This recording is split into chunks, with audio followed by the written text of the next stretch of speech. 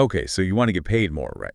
That's what we're talking about today, yeah. So we're diving deep into salary negotiation to up your game big time. And our guide for this deep dive is Secrets of Power Salary Negotiating. By Roger Dawson. Right.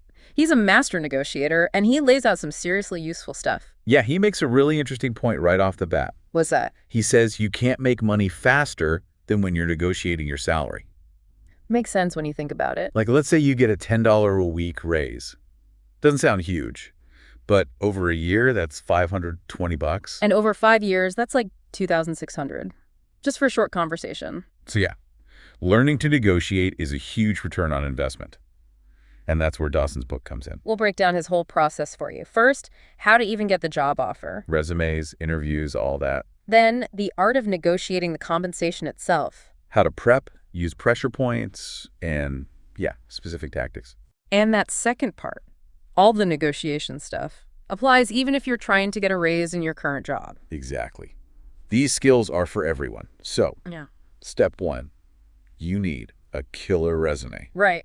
Absolutely. Dawson's big on this. Your resume has to grab the attention of HR, and they see hundreds, maybe thousands of resumes. So how do you stand out? It has to be laser focused on that specific job. Not just a generic one you send everywhere. Right. They need to see immediately that you can solve their problems. So your resume should basically say, I get your problems and I can fix them. exactly. And he suggests having a headline at the top. That really sums up what you bring to the table. Makes it super clear why they should keep reading. Now, I've always heard keep the resume short. Dawson actually disagrees. A longer one's fine, as long as it's engaging. The most important stuff is up front. So like, front load it. Exactly, like a good news story. Catchy headline, concise first paragraph, then more detail. So what are some resume no-nos? The biggest.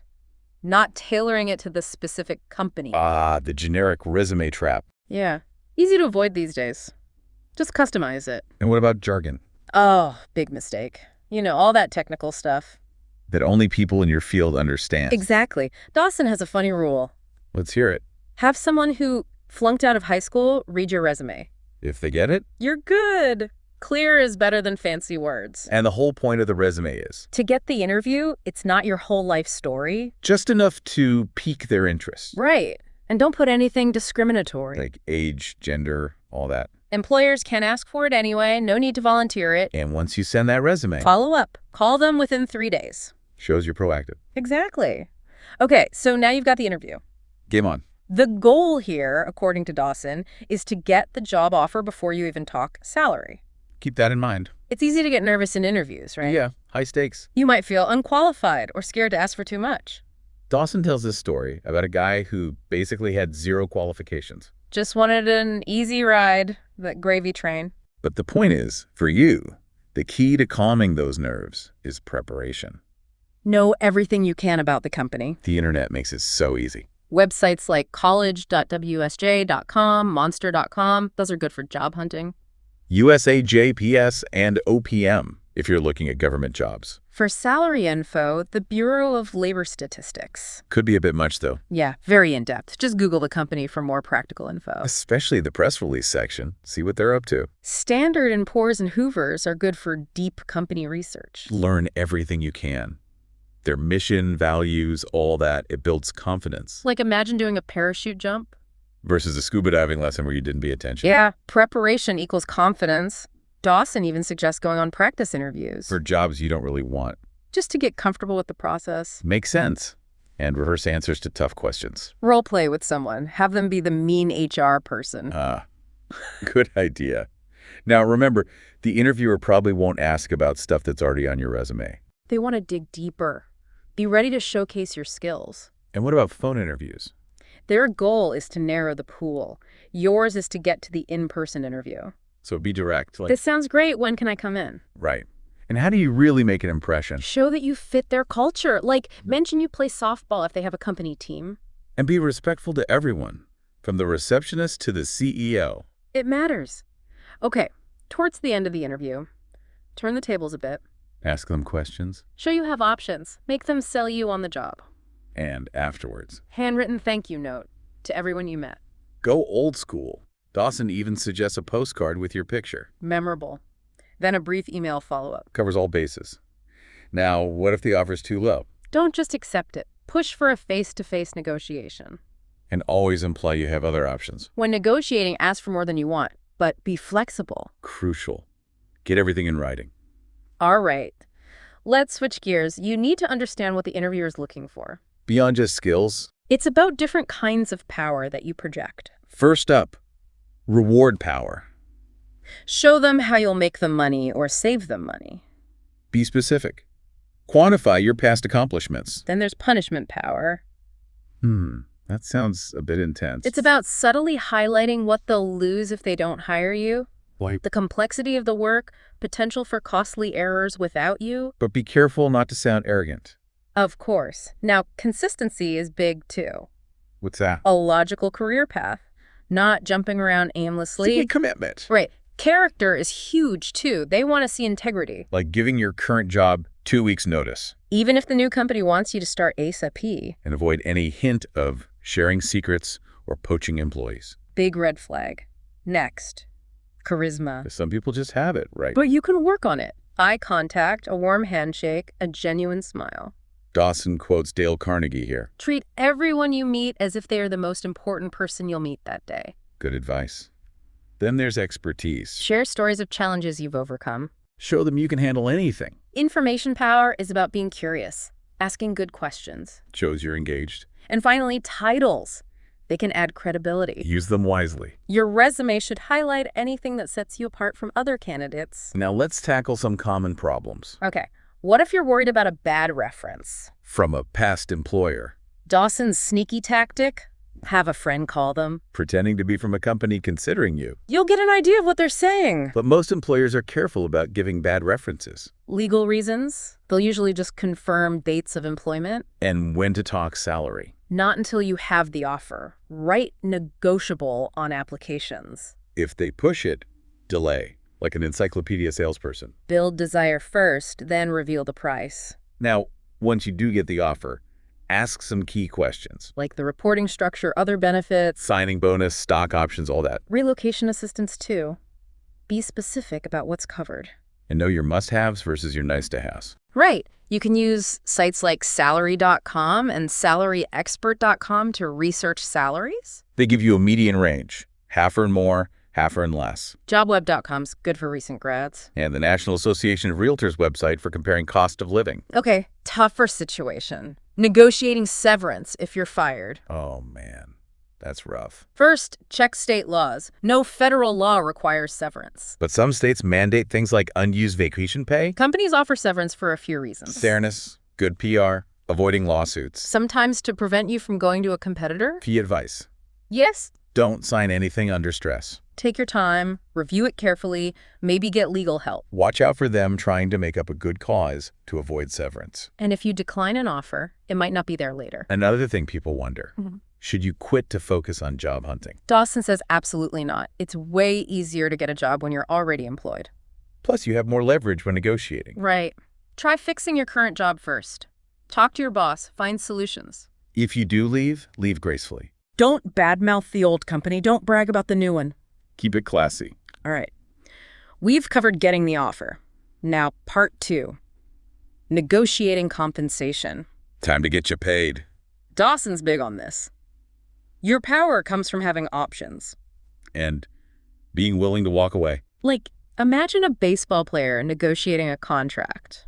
He could mention interest from Japanese teams. Not a threat, just an option. But don't do that if you're in a weak position. If you were in a strong spot, you could plant rumors about another offer. Tell the office gossip.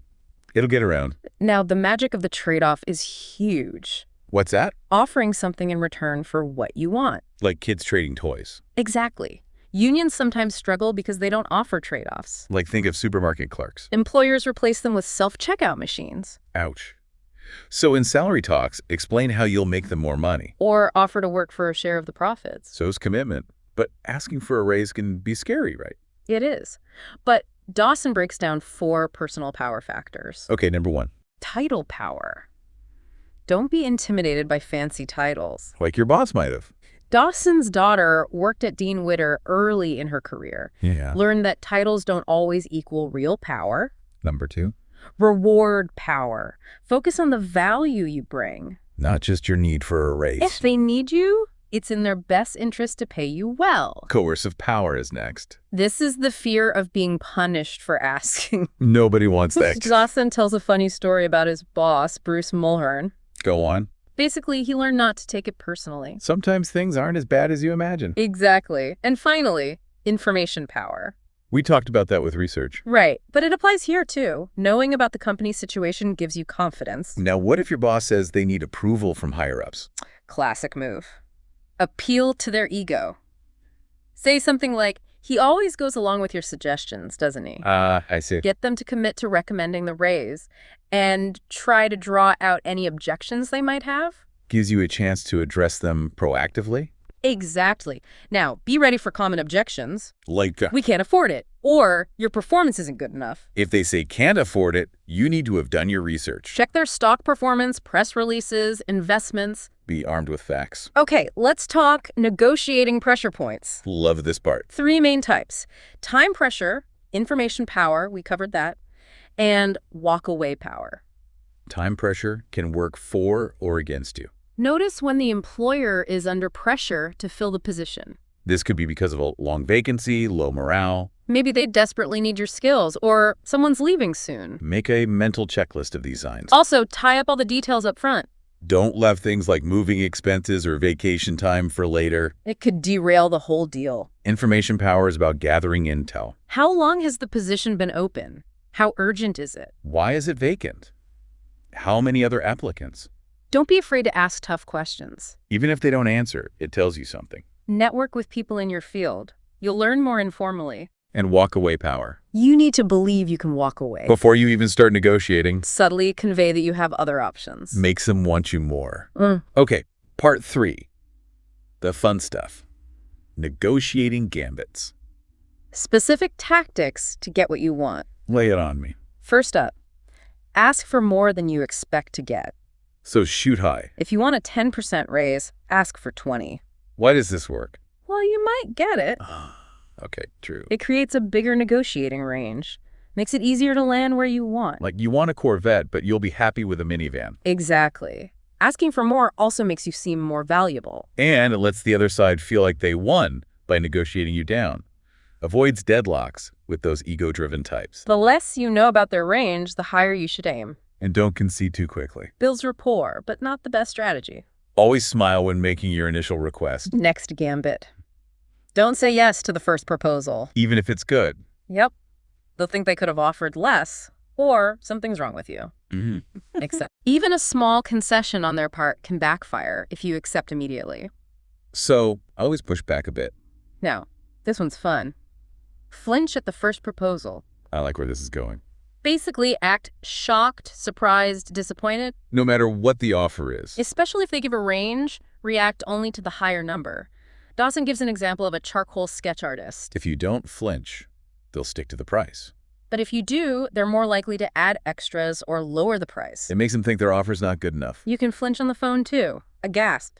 A silence. Next tip, don't be confrontational. The first few moments set the tone. You want a win-win, not a fight. Arguing just makes them dig in their heels. Instead, use the feel, felt, found formula Acknowledge their feelings, then share a similar experience. and end with a positive outcome. Like, if your boss says the company's struggling, You could say, I understand how you feel, others have felt the same, but what they found was, and explain how investing in employees leads to long-term success. it avoids confrontation and gives you time to think. Dawson has this analogy with a diamond in your hand.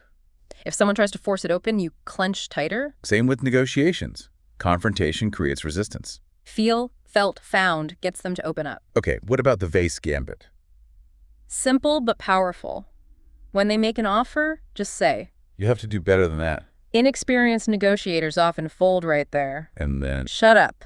The silent close. let them sweat it out. Time is money, especially in salary negotiations. If they use the vice on you, ask exactly how much better. Now, what if they say they need approval from higher-ups? The old I don't have the authority routine. Beforehand, try to get them to admit they could decide if the offer was amazing. Like a car salesperson saying they might be able to swing it. During the negotiation, appeal to their ego.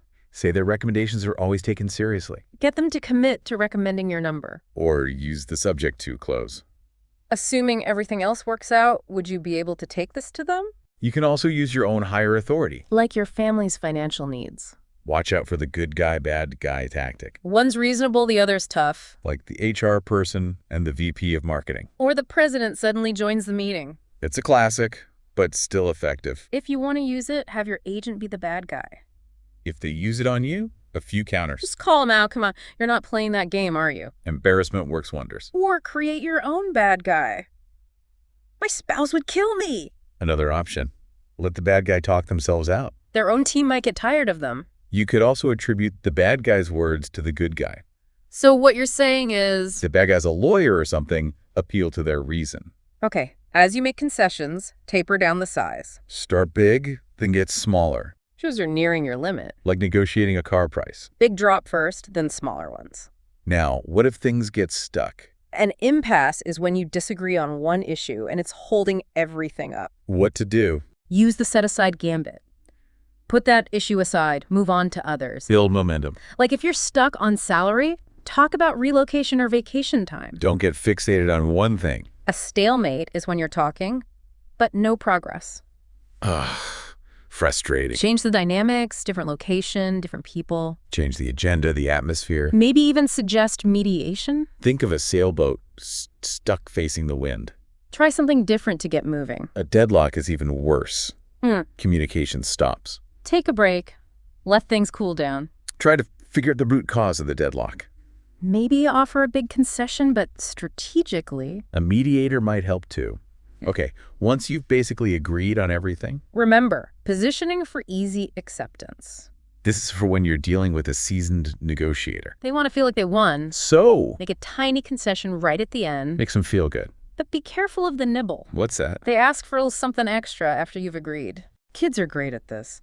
Dawson's daughter got extra spending money for a Europe trip. After the flights and hotels were booked. It works because people tend to reinforce decisions they've already made. Like, once you've bought a lottery ticket, you're less likely to sell it.